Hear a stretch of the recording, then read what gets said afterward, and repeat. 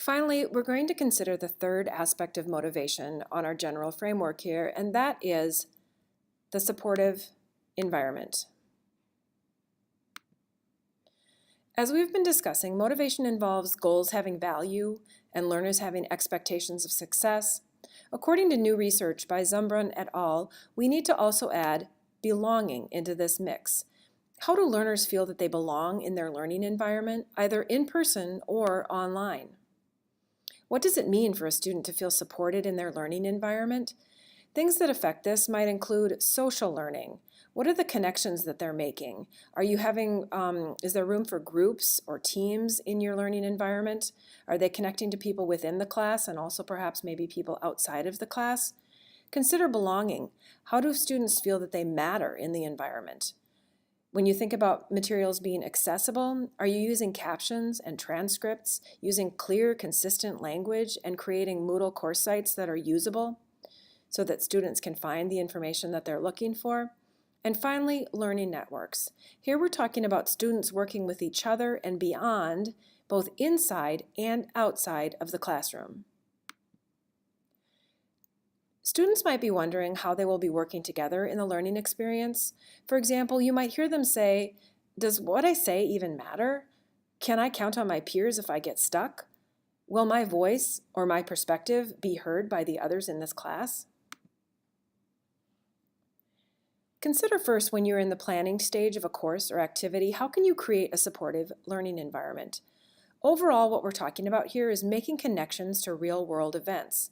Some concrete examples include rewrite your syllabus and policy sections and use student-friendly conversational language. Talk to your students with the language that you have in your syllabus. You can also ask students to connect and share their words and interests with each other, their worlds and interests with each other. Ask them to search and locate authentic, real-world content, and they could share those perspectives with each other in either a face-to-face or an online discussion. Secondly, the learning activities in a supported environment are going to use genuine networked learning. If you think about embedding this genuine networked learning, learners should connect with the content, they should connect with each other, and they should connect with you. But also they should be connecting to the broader world. How can you connect your students to people and resources who will be useful to them and provide resources even after your course has ended? Some concrete examples. How can you break out of the dualistic thinking? For example, you might have students participate in a debate, either online or in class, but then how do you bring it all together into a synthesis or a summary so that folks can move forward together?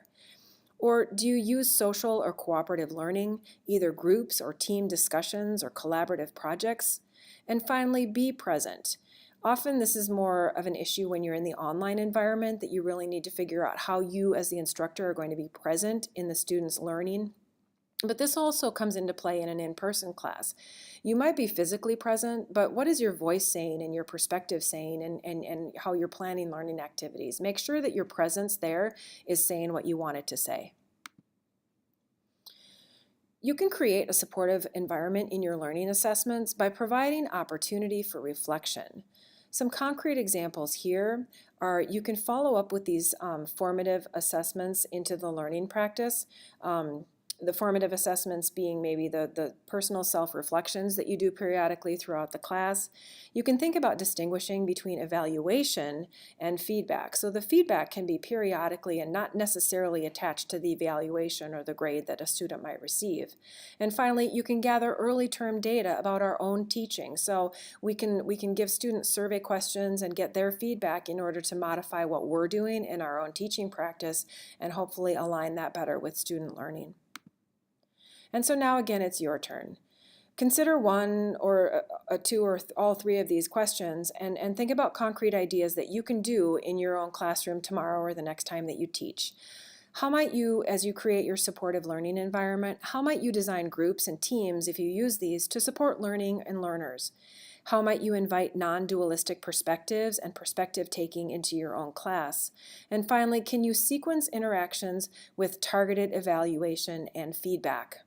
We'll pause this section here.